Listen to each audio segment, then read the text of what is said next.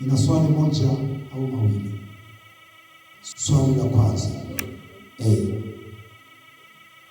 meza kuu mmetumwa na serikali kuja kuzungumza na sisi vijana?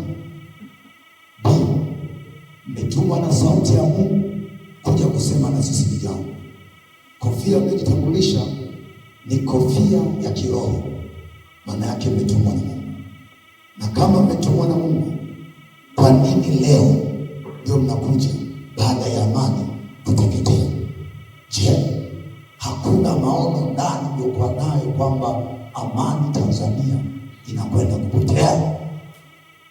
Halo, basi ni wasihi na kuomba, kama mmetumwa na serikali, nendeni mkaseme mdahalo kama huu unatakiwa uwe nje kwa ajili ya sauti ya wengi, sio kwa ajili ya wachache. Asante. Mmoja aliuliza, mmetumwa au mmekuja wenyewe?